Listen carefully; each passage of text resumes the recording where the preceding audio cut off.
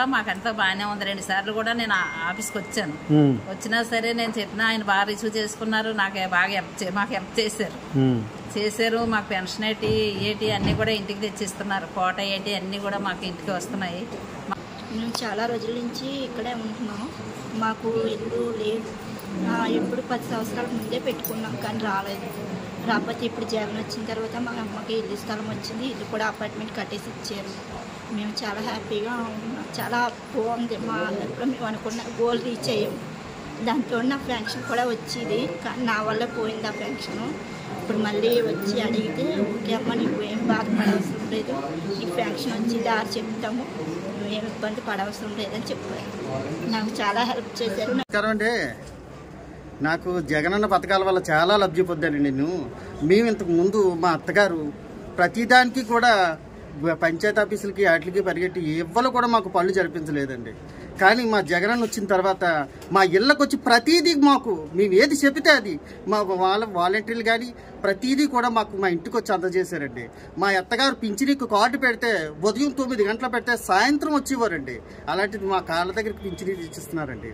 జగనన్నకి గణేష్ గారికి మేము రుణపడి ఉంటామండి ఎప్పటికీ. మళ్ళీ జగనన్నని గణేష్ని బంపర్ మెజార్టీతో గెలిపించుకొని మంత్రిని చేసుకుంటామండి.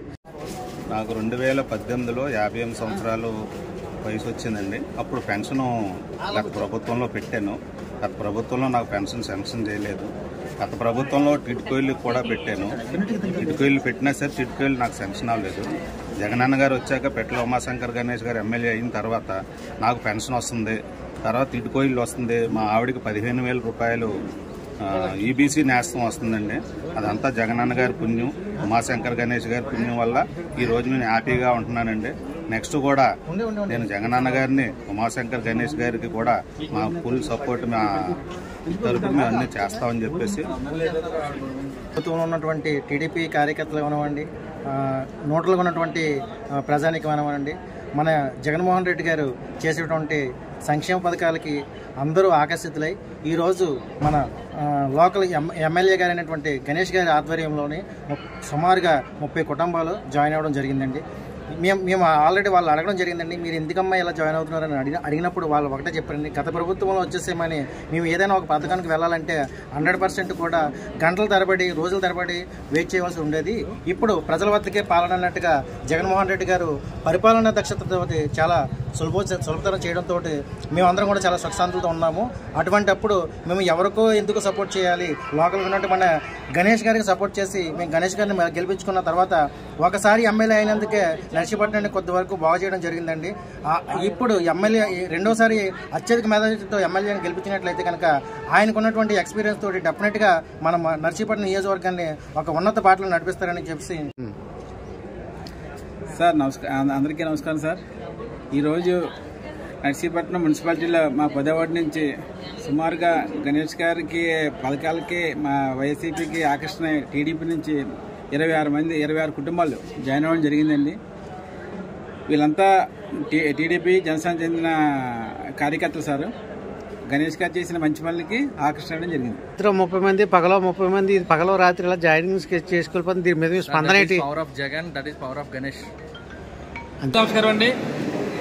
మరి ఈరోజు నర్సీపట్నం మున్సిపాలిటీలో 10వ వార్డుకి సంబంధించి రాము గారు మిగతా పార్టీ నాయకుల ఆధ్వర్యంలో సుమారుగా 26 కుటుంబాల పెద్దలందరూ కూడా ఈరోజు వైఎస్ఆర్ కాంగ్రెస్ పార్టీలోకి జాయిన్ అవ్వడం జరిగింది.